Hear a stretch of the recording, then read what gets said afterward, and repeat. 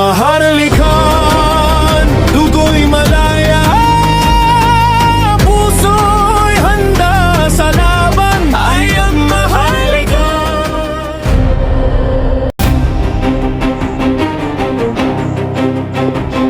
Okay, good morning. Dito tayo ngayon sa headquarters natin at Royal Armed Forces Satellite Office at Division 12 Opers, Purok 40, Anton Apupong, General Santos City. So we celebrate our year-end party. So maraming salamat po at dito tayo ng mga kasama ko from Kidapawan, Kabakan, San Mateo, and General Santos City. So the rest, hindi sila nakapunta gawa nitong may mga ibang mga problema. So pagpasensyahan natin sila kasi lahat naman tayo may kanya-kanyang problema. So okay lang yun, by the next, so cover up. Maraming salamat po at ibigay ko na po ang kay Queen Helen Fatima Abdul Rajab. Maraming salamat po. Maraming salamat, General Ramirez. Welcome to ating New Year 2026. Congratulations sa inyo, at least kahit papano, from the scratch, from the bottom. Lahat ng sponsors, lahat ng ating support, lahat na nag-contribute, lahat na nagbibigay ng suporta para makilanlan kayo lahat. Okay, ibig sabihin, ito ang umpisa, no, ng ating pag-recover sa National Liberation Front of Southern Philippines, na yan ay talagang opisyal nating ginawa in 2013. Nilunsad natin iyan. 2014, nakalagay yan sa mga YouTube natin. Talagang despite ng ating, kumbaga 2012, bago Sabah standoff, Zamboanga standoff, nakaplatada na tayo. Kasi iyan ay programa ni Queen. The Liberator was not given to the MNLF, sa Moro, National Liberation Front, sa Moro Islamic Liberation Front, sa kahit kanino sa kanila. Ginawa ko ito, ang National Liberation, para ito ang siyang aakay, gagabay para sa tunay na liberation ng ating lahi. Kaya nga sa Mindanao natin iyan inilagay. Si General Ramirez, matagal na yan na nagtatrabaho, kahit yung nagkaroon siya ng problema, silently nagtatrabaho kami. So ngayon, since ang BARM nabaliktad na, wala silang authority kahit magsuong sila. Bawat minuto ng pag-arangkada nila, ipapataw ko sa kanila ang patayan ng Mindanao mula pa 1950 hanggang sa martial law. Kasi 1935, tapos na dapat ang pamumuno ng royal family. Kasi World War I, World War II, yan ang dinipensahan ni Apo Lakay at ang Ama Ali natin. Mula noon, sa pagtaguyod na hindi nila makurap, hindi nila maagaw ang ating pinakamayaman na kayamanan sa Ligwasan Mars. Kaya nga si Ama Pandala Pasandalan is an original MNLF, original MILF, original lahat ng laban dyan. Pero ito ngayon, at least nakita natin na itong National Liberation Front, ayan ay nagamit ko sa pamamagitan ng pag-block, pag-stop ng giyera na ginawa ng Malaysia, Philippines, Indonesia, ginamit ang royalties. Ang nagsuporta ng Sabah standoff, si Brunei, si Malacanang, lahat iyon ginawa nila iyan through OPAP. Kaya nga ang OPAP na ano na natin ngayon, na invalidate natin, kaya nga pinalabas natin ang PAPO. So OPAP has been the orchestrator, the manipulator of peace process. Lahat ng libro ko na ginawa mula sa skeletal framework, padayon sa Bangsamoro Basic Law, padayon sa Bangsa Transition Authority nila, papunta na sa ininstall na nila ang Bangsamoro Autonomous Region of Muslim Mindanao.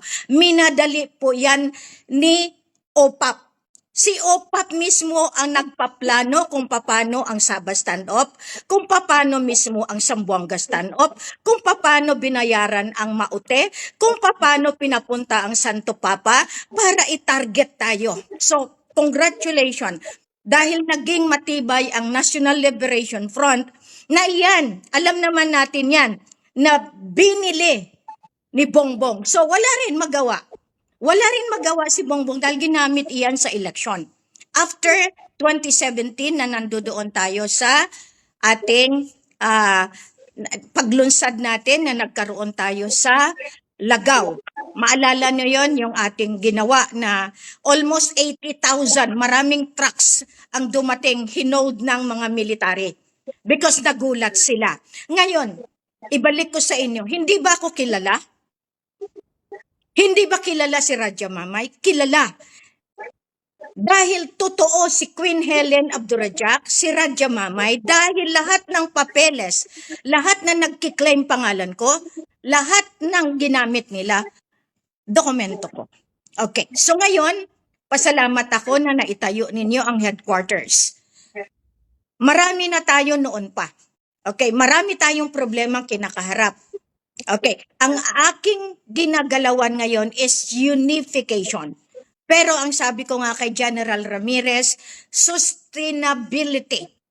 Okay, kung nag-sustain tayo ng sariling sikap, mula noon, magpahanggang ngayon. Kaya nga, inaano nila tayo na wala yan. Ibalik natin sa kanila. Sino ang bumili ng puwersa ng NLF-SP?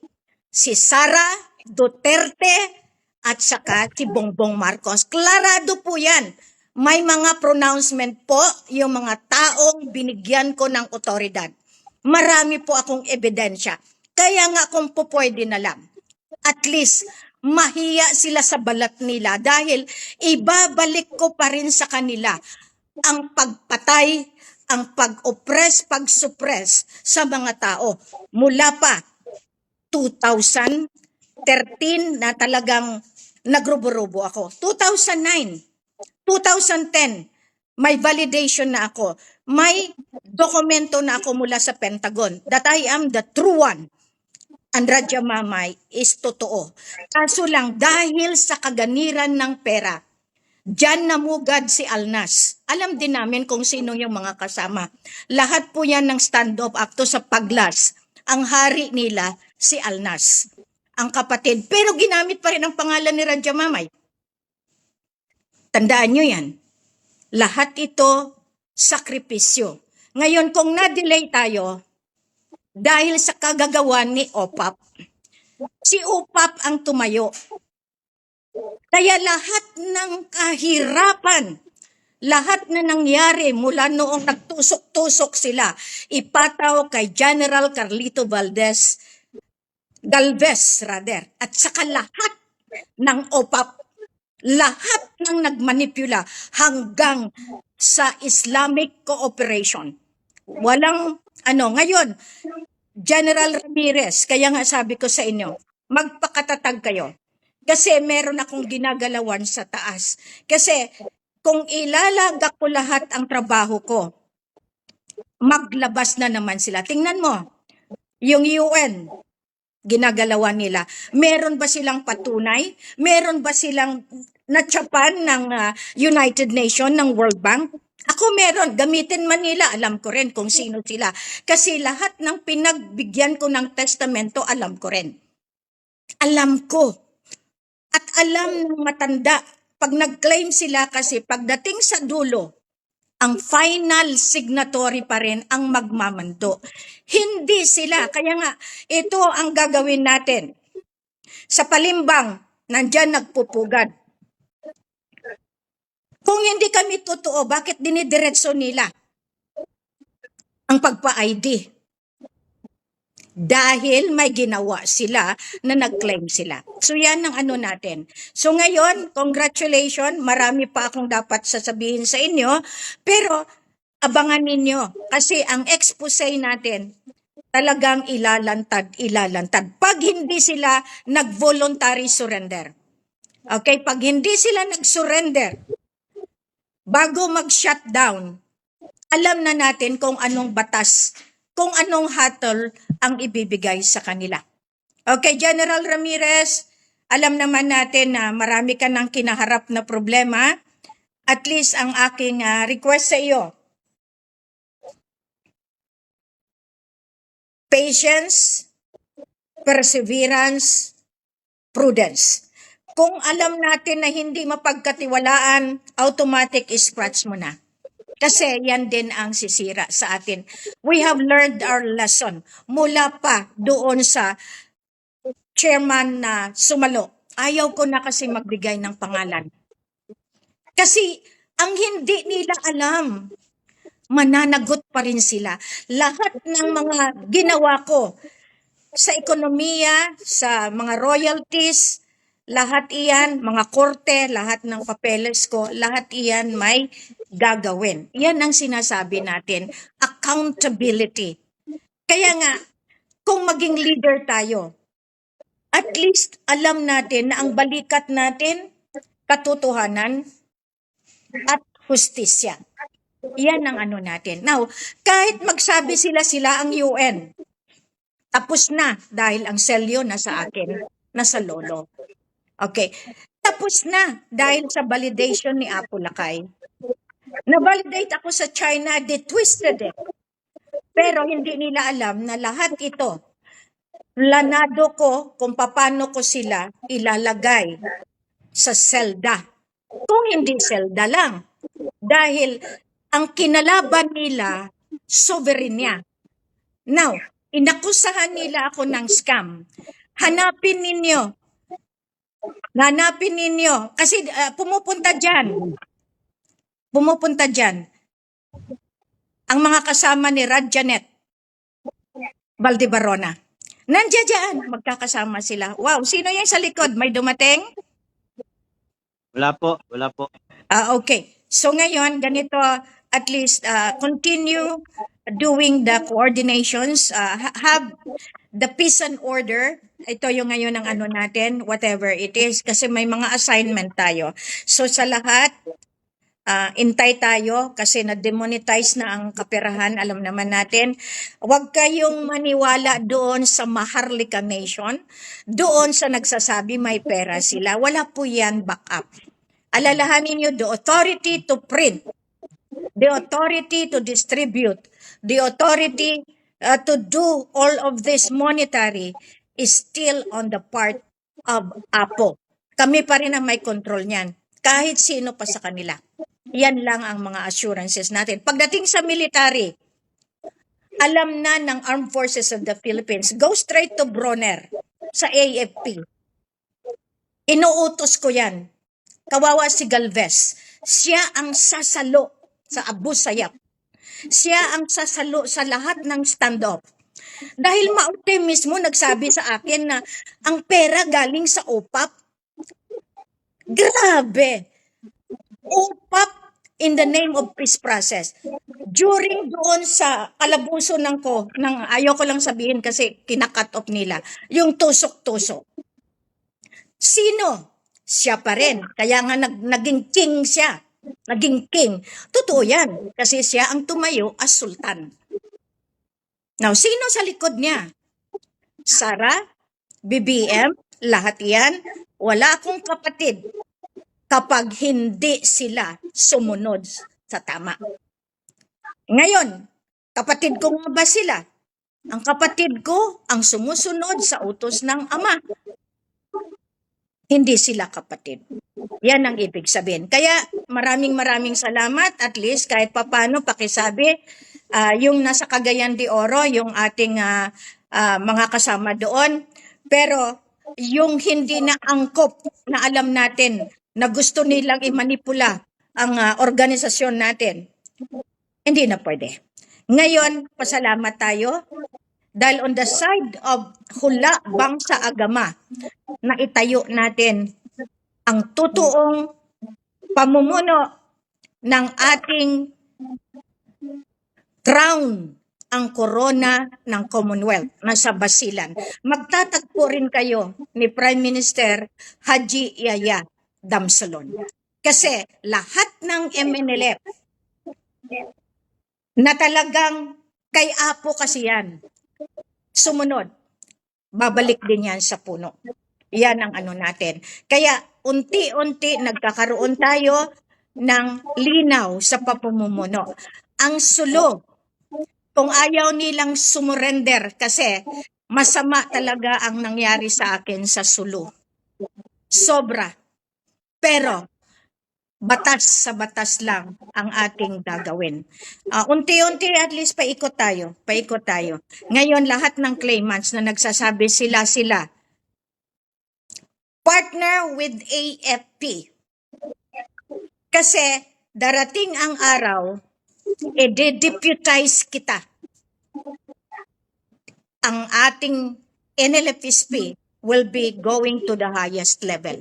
Okay, nandito ang mga sultan. Nandito ang Raja Sulaiman. Kaya ang Raja Sulaiman is naka-attach yan sa lahat ng sultan. So, it is a one way. Dahil ang lahat ng sultan na yan, may sarili silang mga inaalagaan. And I respect that. Pero ang NLFSP kasi, ang liberator natin, nakalagayan, may kopya ka ng blood compact natin, na yan ang ginamit ng OPAP. Okay, Wala po. Bibigyan kita. Klarado po yan dyan. Na yan ang ginamit ng OPAP. Ito ang ginawa kasi ng OPAP General. Nung nakita nila na more than 80,000 plus tayo na nagpunta sa Lagaw, naka-uniforme, nandoon mismo ang lahat ng klase. Pero naging maluwag kasi ikaw mismo nag-coordinate niyan. Nandoon mismo ang BIFF, nandoon mismo mga private armies, nandoon Abu Sayyaf na atin, ha? Hindi yung Abu Sayyaf ng Malacanang. Yung Abu Sayyaf ng Malacanang, yung binibigyan nila ng baril, binibigyan nila ng foods, meron silang sariling karangyaan. Pero Abu Sayyaf, men in uniform inside the inside the armed forces. Yan ang Abu Sayyaf ng OPAP. Okay? Pag ginamit nila yan ang problema. Ngayon, ang Integri, kinuha nila yan sa mga puwersa, mga surrenderi daw. Pero yan ang pinapapatay ng mga opisyales. Bangsa against bangsa. Bayad. Magkano? Ang kalahati ng sweldo ng Integri na pupunta sa opisyal, yan ang corruption ng Armed Forces of the Philippines. Walang matino na opisyal. Ngayon kung meron man, masakit yan. Dahil dito na nila makita kung paano nila pinapapatay ang mga pobreng lumalaban. Kaya nga lumabas si Queen. O yan? Alam mo kung ano ang ibig kong sabihin. Bilang isang Interpol, nandito ako. Hindi nila alam, matagal ako sa gyera. At the age of 7, nakita ko na yan.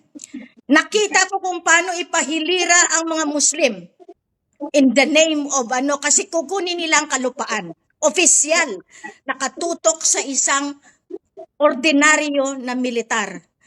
Ano nangyari sa militar? Hanggang kamatayan, buang, hindi matanggap ng konsyensya.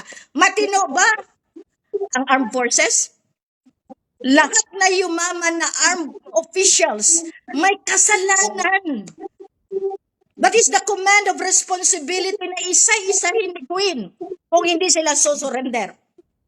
Dahil lahat ng pera nila, alam ko rin kung saan nang gagaling. Bakit? Kidnap for ransom, drugs. Sino ang mga iyan? Galing yan sa production. Mula pa sa Borneo, sa Sulu, sa Tawi-Tawi, sa Maguindanao. The Game of Thrones. Yan, kaya lumantad. Yan sana ang binigay ko doon sa chairman na sumalo. Kaso lang, nakain ng sistema ng korupsyon. Pero do you think hindi sila mananagot? Marinig nila ako.